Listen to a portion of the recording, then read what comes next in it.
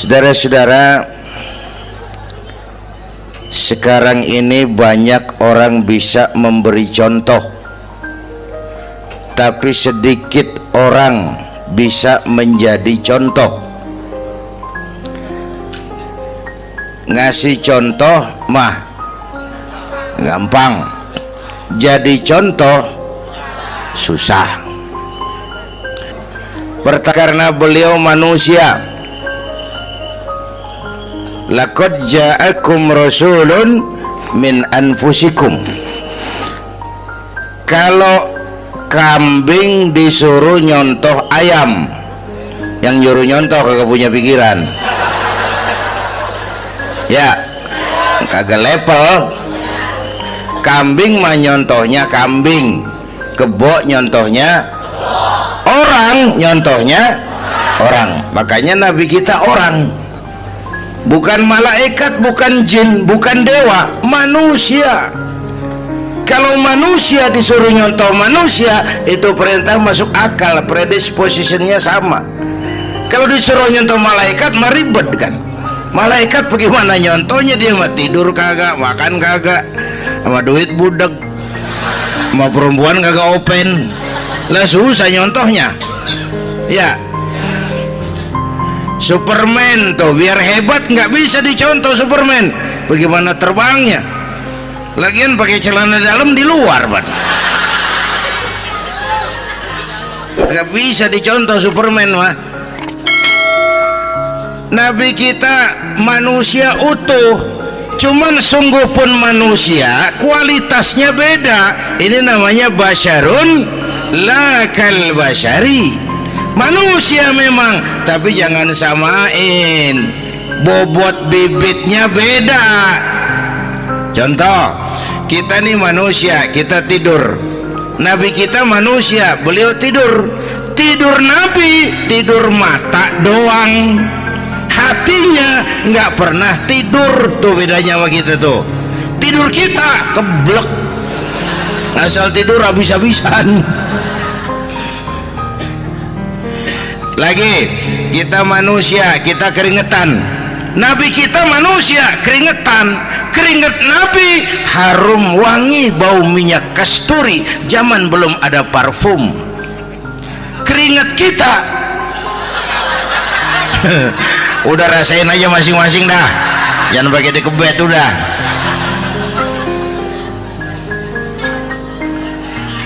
Contoh lagi, kita nih manusia nih, kita beludah nggak? Nabi kita manusia, beliau juga beludah. Ludah Nabi obat, ludah Nabi itu kan waktu mau hijrah kan sama Sayyidina Abu Bakar, sampai di Gua Sur, Sayyidina Abu Bakar bilang, saya turun duluan ke gua ya Rasul. Ngapain? Bersihin gua, takut ada binatang berbisa. Silakan turun. Sayyidina Abu Bakar bersihin gua, bener tuh, tangannya digigit kalajengking, sakit, ngebet, bengkak. Kalajengking Arab ya, emang di Arab kejadiannya. Her menyaut aja badan,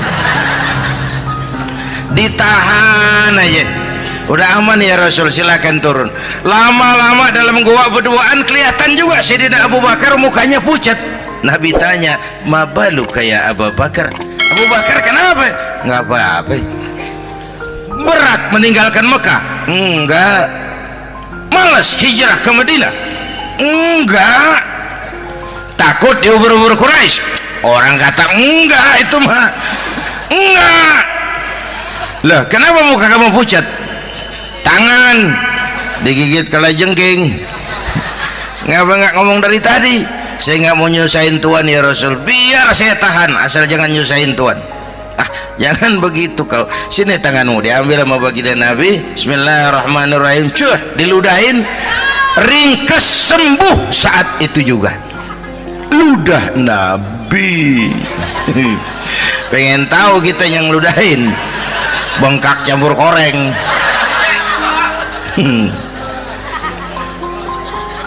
Satu tuh alasannya kenapa Nabi dijadikan contoh, karena manusia. Kalau manusia disuruh nyontoh manusia pasti bisa dong ya. Yang kedua, karena tadi kata Bang Haji Omar, pribadinya itu pribadi yang multidimensi. Mau nyontoh apa? Pak, saya ini pengusaha Pak. Nabi umur 9 tahun udah ke Syria tuh, dagang lintas negara, Syam. Saya jenderal Pak, Nabi mimpin tentara di medan perang Mas. Saya mau balik Pak, Nabi dakwah Bung. Saya guru Pak, Nabi ngajar Mas.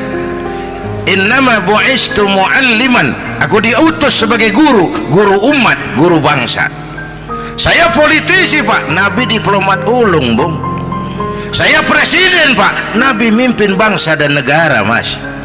Saya kepala rumah tangga Pak, Nabi punya anak bini Bang. Ayo lempengan mana dulu cari ngomong. Malah Nabi Isa tuh nggak bisa jadi contoh bagaimana membina rumah tangga bahagia.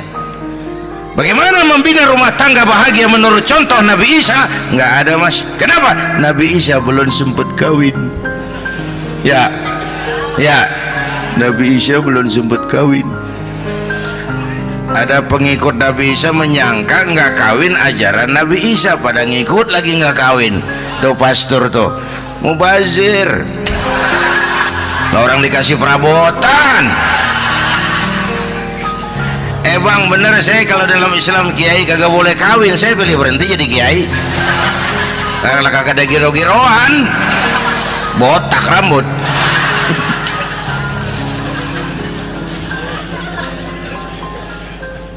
Makanya Bang Haji Omar cerita poligami saya girang banget tadi. Bukan yang ngomong ahlinya soalnya.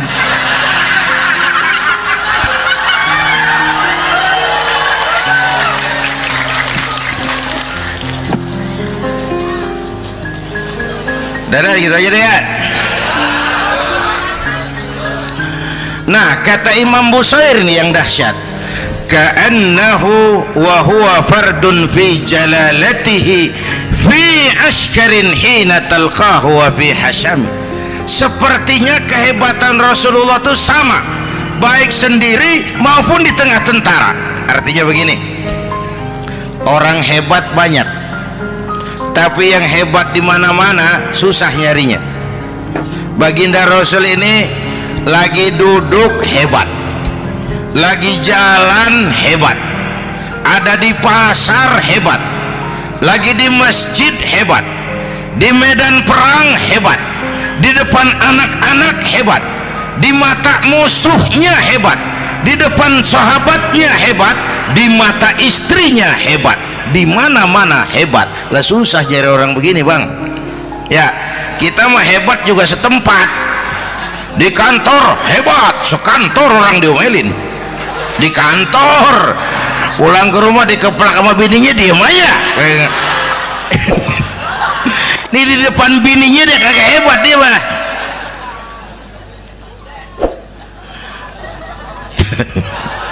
Oke, lalu kalau begitu soalnya apa yang mau kita contoh? Saya sampaikan 3 aja. Pertama, Nabi kita ini tokoh yang sejak kecil udah ditempa kesusahan. Bu, tadi kata Bang Haji, Islam mengangkat derajat kaum perempuan karena perempuan banyak melahirkan orang besar. Lihat Sayyidah Aminah, ibunda baginda Nabi, melahirkan anak pertama tanpa didampingi suami. Meninggal suaminya, sedih hatinya, remuk perasaannya, tapi tegar jiwanya. Dilahirkannya bayi bernama Muhammad, diasuhnya penuh kasih sayang, diantarnya menjadi orang besar dan memang dibesarkan oleh Allah. Itu contoh tuh Bu. Bilangin anak-anak tong, bocah Nabi ngangon kambing tong, sekolah tong, jadi orang gede. Baba lu tibang tamat SD, lu sarjana lu. Baba lu cuman jadi RT, lu jadi camat lu. Biarin malu baba lu, pala jadi kaki, kaki jadi pala, asal lu terus sekolah. Bu, anak sekolahin, gelang doang digedein lu. Nih kan kita Betawi nih pendidikan ngentengin banget kotan. Udah dong, jangan tinggi-tinggi sekolah udah. Ngapa mak? Baba lu kagak sekolah hidup noh. Hidup dong, pun jamu monyet juga hidup. Bu, anak sekolahin.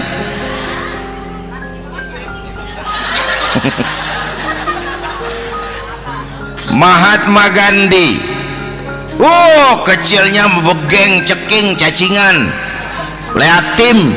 Emaknya tuh, Gandhi sekolah nak, Gandhi belajar nak, Gandhi jadi orang besar nak. Kalau perlu belajar ke Inggris, biar Inggris menjajah kita. Gak apa-apa kau sekolah ke Inggris, tapi jangan jadi Inggris nak. Jangan pacaran sama bule, jangan sentuh minuman keras. Gandhi jadi orang besar. Mahatma Gandhi tumbuh karena dorongan emak. Mak, orang yatim. James Watt, Kang Bandrek. Emaknya tuh yang dorong tuh jadi orang besar. Belum lagi perempuan yang jadi besar. Di Indonesia ada Kartini, di Jawa Tengah ada Dewi Sartika, di Jawa Barat Dewi Sartika, di Bengkulu ada Fatmawati Soekarno, sang penjahit bendera merah putih. Di Aceh muncul Laksamana Malahayati, disusul kemudian oleh Cut Nyadin, baru kemudian muncul Cut Koko, Cut Meme, Cut, ya udah tak cut lain dah.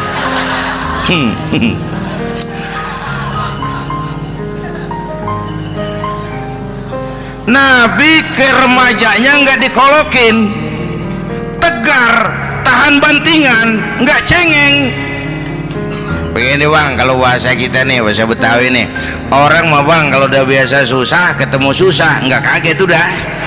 Ya kita Betawi kan masuk udah nukangin. Susah mulu.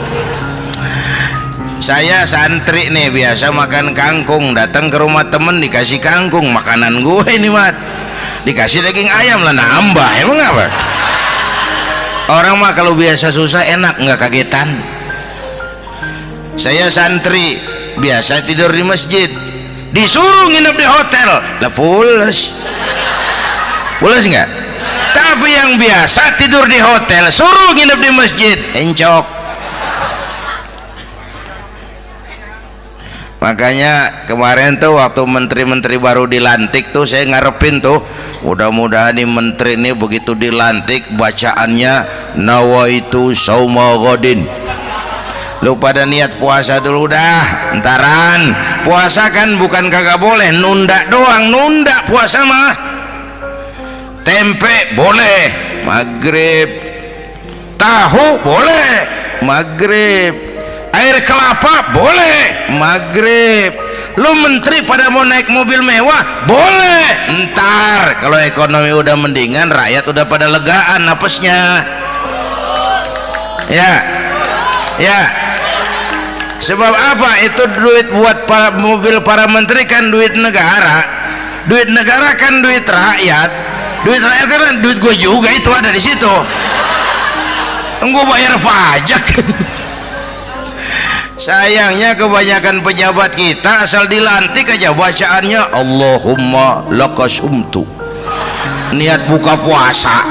Orang buka puasa kan kemaruk apa jadi gares ya. Bu, jadi benar Islam mengangkat harkat, derajat, martabat kaum perempuan. Kata Bang Haji Umar tadi, dengar nggak tuh? Waktu Nabi ditanya, ya Rasul, siapa yang paling harus saya taati di dunia? Ibumu. Setelah itu ibumu. Setelah itu ibumu. Setelah itu bapakmu.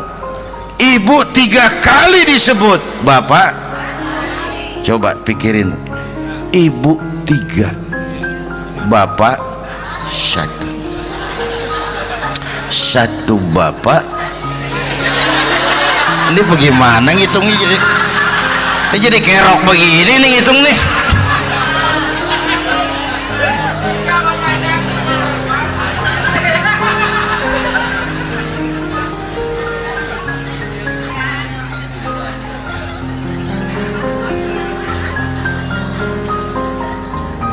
Yang Jangan takut ngadepin susah. Hidup nih keras, kerja keras, perseringat banting tulang.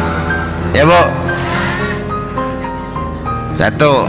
Yang kedua, contoh dari Nabi, orang yang paling bersih hatinya Rasulullah, orang yang paling baik akhlaknya Rasulullah, orang yang bahkan sudah dapat jaminan ampun dari segala dosa Rasulullah. Tapi orang yang kalau sholat malam sampai bengkak kakinya karena rajin sujud Rasulullah. Aspek ibadah. Apaan? Hei, diam-diam giliran gue ini ngomong.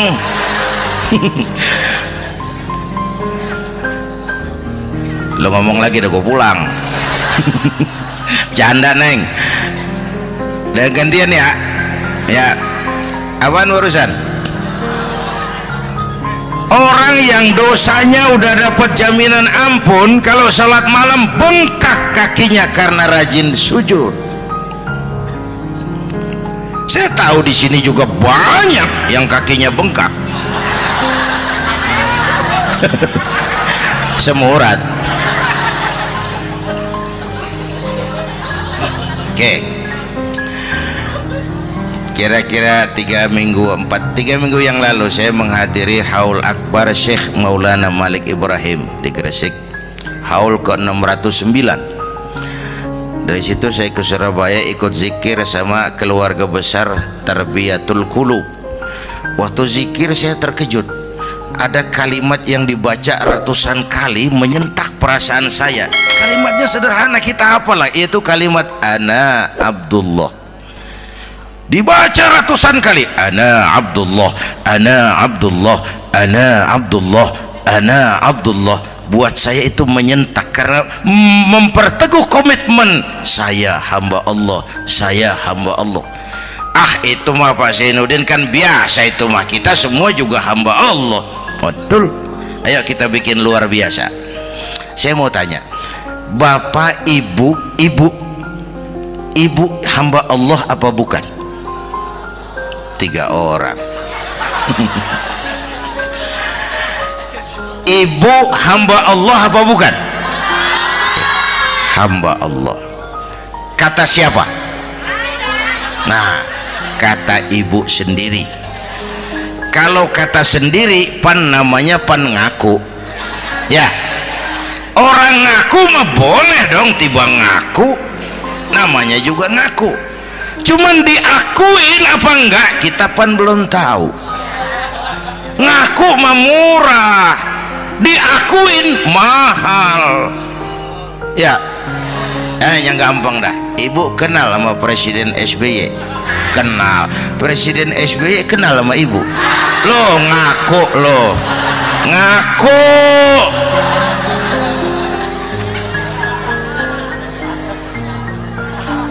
Saya hamba Allah, kata saya.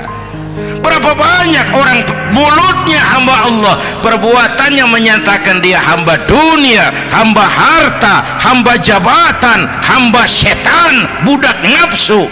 Nggak sesuai ucapan sama perbuatan. Yuk jadi hamba Allah yang beneran. Jangan separuh-separuh. Kita mapan asal sakit mah hamba Allah. Ya Allah, ya Allah, lagi sakit, sehat ya dikit, keder, nyari masjid nggak ketemu.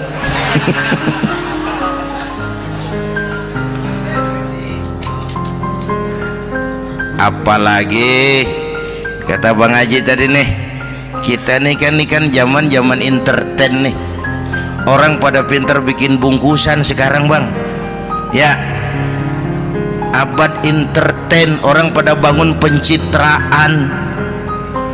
Tadi itu kiai sama dukun tipis bedanya.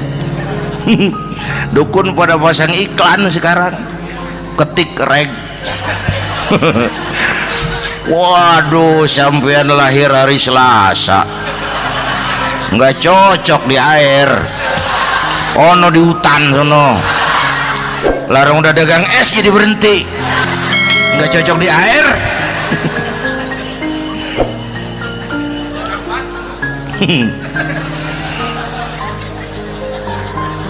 Bu, Di zaman ini siapa pakai apa, siapa mau jadi apa kagak urus nih.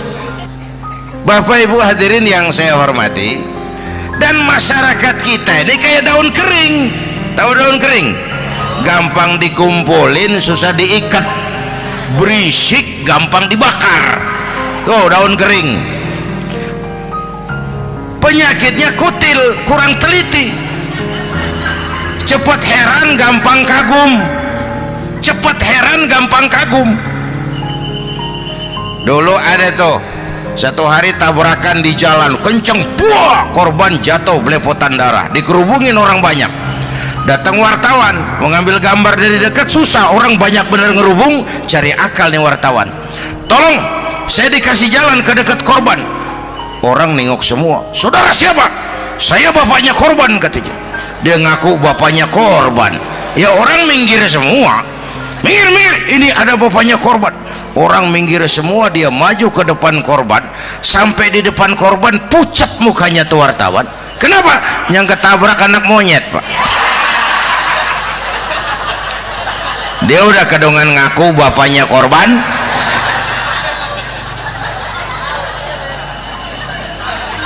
Bu, ini cerita pendek tapi pesannya lumayan nih. Kalau belum kenal bener mah jangan buru-buru ngakuin, ya. Dia kagak tahu yang ketabrak siapa, main ngakuin aja, saya bapaknya korban. Lu makan lu jadi bapak monyet, sono lu. Makanya jagain kampung kita nih, jangan kemasukan yang aneh-aneh, ya. Nabi palsu, aliran aneh, ya ini bid'ah, itu bid'ah kuno yang kayak begitu. Capek kita ngurusin begitu, udah kelewatan, ya. Yang tahlil mah terusin, yang kagak suka nggak apa-apa, cuman jangan ngomelin yang tahlil. Orang tahlil juga pakai dalil. Yang mabok masih banyak, yang tahlil diomelin. Kita nih kayak kurang kerjaan, akhirnya rame turu-turu kita. Padahal yang harus kita kembangkan kan rukun antar umat seagama, rukun antar umat beragama, rukun antar umat beragama dengan pemerintah, kata Bang Haji Omar tadi. Rukun antar umat seagama, turu-turu kita muslim nih kudu rukun. Beda pendapat boleh, marahan jangan, ya. Ya, tangan kanan sama tangan kiri juga beda, cuman rukun. Asal kiri gatal nih, kanan kagak diundang nih, dia datang aja nggak rukin. Nggak ada kiri gatal kanan ngomel, lu garuk aja sendiri.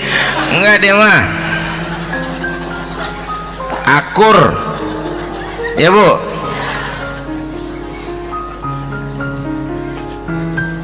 Yang kedua, rukun antar umat beragama. Islam ini rahmatan lil. Yang ketiga, rukun antar umat beragama dengan pemerintah. Ini mah kita kan bermasyarakat sama juga sembahyang berjamaah, ada imam ada makmum, ya. Nih rakyat kudu jadi pemilih yang pintar ke depan, mau memilih wali kota kayak gubernur kayak presiden kayak. Sebab apa? Sholat berjamaah kan siapa makmum kagak penting, Bang. Makmum mah siapa aja boleh, ya. Tiba ngikutin dia mah, ngaji dia mah gimana kayak nggak ada bab pemilihan makmum. Nggak usah, makmum mah kagak usah dipilih, siapa aja boleh, ya. Bang, tuh orang budak, Bang, boleh jadi makmum. Bacanya kagak fasih, boleh jadi makmum. Ketinggalan satu rakaat, boleh jadi makmum. Tapi nggak tiap orang boleh jadi imam. Siapa yang dipilih jadi imam? Pertama, a'lamuhum, kata Nabi. Orang yang paling alim di kampungmu siapa? Angkat jadi imam. Yang paling alim, bukan yang paling tua. Tua juga kalau kejemur kisut. Dulu tuh Nabi Adam waktu diangkat jadi khalifah kan bekalnya apa? Wa 'allama Adam al-asma'a kullaha. Al-asma' ay al-ulumul katsirah. Dulu zaman Fir'aun perang sihir sama Musa, sekarang perang visi dan misi.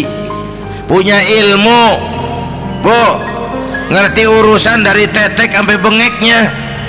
Kalau ngikutin imam yang alim pan enak, bisa dipertanggungjawabkan. Hati-hati milih pemimpin, maksudnya bu jangan terjebak oleh penampilan. Emas pasti kuning, bener? Apa semua yang kuning pasti emas? Udah paham dulu. Ustadz, kenapa di kampung saya ada 2 orang alimnya sama, yang mana yang jadi imam? Afsahuhum, yang lebih fasih lidahnya. Yang satu alim pelok, yang satu alim kagak pelok. Nah, yang kagak pelok suruh jadi imam. Kenapa? Nggak sah orang fasih bermakmum kepada imam pelok. Ustadz, imam pelok, makmum pelok semua. Sah, namanya kampung pelok, biarin, susah diurusin udah itu. Apa sih artinya fasih? Yang enak deh, nyambung. Pegel kalau punya pemimpin kagak nyambung sama rakyat.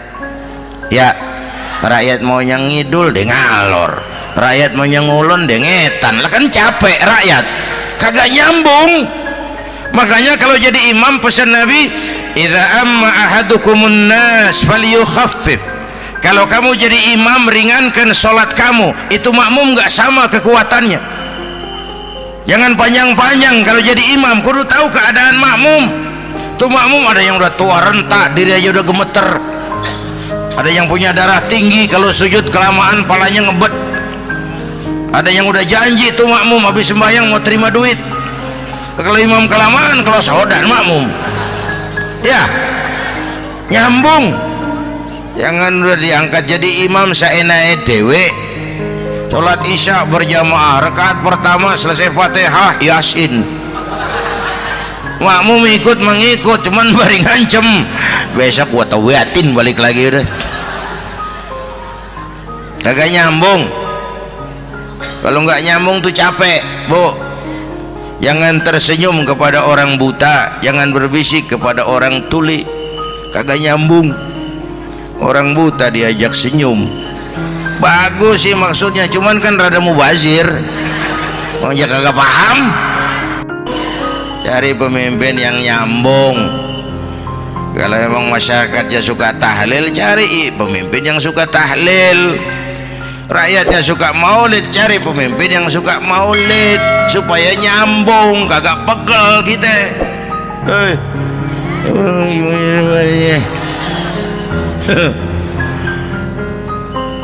Bapak Ibu hadirin, saya balik urusan kita. Nyontoh Nabi ibadahnya luar biasa. Bu, kita ini perlu Allah. Kita ini perlu Allah. Semua kita perantau di bumi Allah ini. Perantau pasti pulang.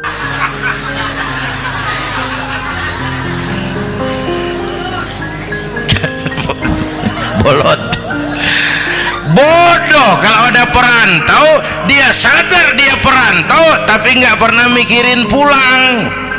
Lebih bodoh lagi mikirin pulang tapi nggak nyiapin bekal. Yang tadi Bang Haji Omar udah bilang tuh, muda mati ya. Kadang-kadang engkongnya seger banget, cucunya mati ya. Perantau mah mesti pulang. Sini mah kita ngendon doang, ngendon taran. Mula-mula pan bang, kita mah tinggalnya jauh di alam arwah. Dari sana pindah ke alam rahim, alam kandungan emak nih. Pernah tinggal di situ 9 bulan tuh. Ada yang 2 tahun, yang keluar udah kumisan, kelamaan ngetemnya itu.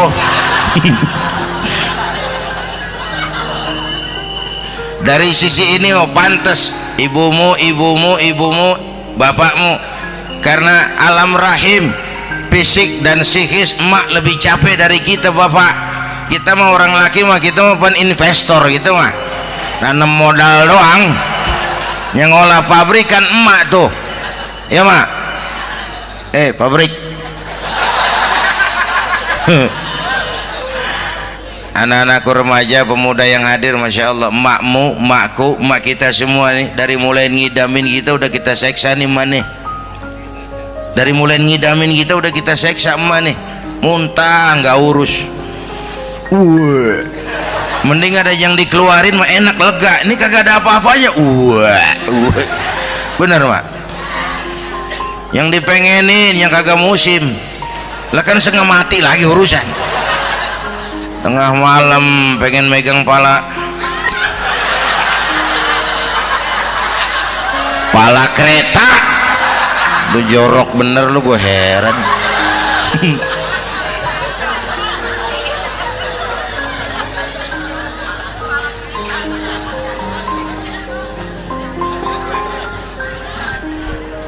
Bapak Ibu hadirin, yang ketiga terakhir, contoh dari baginda Nabi, modal utama perjuangannya adalah akhlak. Memperbaiki akhlak, pakai akhlak. Rasulullah ngajak, bukan ngejek. Rasulullah merangkul, bukan mukul. Rasulullah pakai argumen, bukan pakai sentimen. Tujuannya adalah kebenaran, bukan menang-menangan. Prinsip dakwahnya basyiru wala tunafiru, yassiru wala tu'assiru. Gembirakan orang, jangan ditakut-takutin. Mudahkan urusan orang, jangan dibikin sulit. Di masyarakat memang mendingan rakyat rendah berakhlak tinggi daripada pejabat tinggi berakhlak rendah. Dulu tahun 50-an orang kita kalau pergi haji ke Mekah 6 bulan. 6 bulan tuh orang udah pada lupa aja baru pulang. 6 bulan orang yang ada cuman kapal laut, Mekah Madinah onta, banyak rampok lagi di gurun pasir Bado itu. Dulu orang tua kita belajar manasik, kalian belajar silat. Sekarang karena kemudahan kemajuan ilmu menciptakan Boeing memotong waktu 5 bulan, orang pergi haji cukup sebulan. Bapak Ibu hadirin yang saya hormati, oleh karena itu menjaga nilai-nilai akhlak itu penting. Kepada siapa kita harus berakhlak? Pertama, kita harus berakhlak kepada Allah. Bagaimana caranya? Jangan menyekutukannya dengan sesuatu pun. Yang kedua, jangan menyembah kecuali hanya kepadanya. Yang kedua, kita harus berakhlak kepada sesama tadi itu. Yang ketiga, kepada lingkungan. Saya dulu masih zaman ada almarhum kakek saya, engkong. Kampung saya banjir, air masuk ke rumah. Saya teriak, "Kong, banjir Kong." Engkong saya ketawa, "Biarin, bukan salah air, habis salah lo." "Salah kita bagaimana Kong?" "Lah lo tempat air lo tempatin. Yang punya tempat datang ya kagak ngerti, ini tempat gua, ini di sini nggak pada lo, udah banjir." Engkong saya nggak makan bangku sekolahan, tapi wise Pak. Air kan bukan musuh, air kan temen kan kudu punya tempat. Lalu kagak punya tempat, pantas kemana dengan ayam, banjir ya. Dulu saya remaja ngaji babul istinja, kiai ngajar makruh buang air kecil di tanah berlubang. Saya tanya, kenapa makruh kiai? Pertama, untuk alasan kesehatan. Siapa tahu di lubang yang kamu kencingi ada gas beracun. Kalau tidak kiai, kalau tidak maka artinya melindungi binatang yang ada di dalam lubang. Siapa tahu di lubang yang kamu kencingin ada semut sedang rapat membahas laporan Susno 2Ji. Apa dosanya lalu mati dikencingin? Ini namanya rahmatan li semut. Saya mau bilang alam sekarang tidak seramah dulu karena kita juga nggak ramah sama alam. Bapak Ibu hadirin yang saya hormati, padahal watak Islam rahmatan lil alamin. Inilah barangkali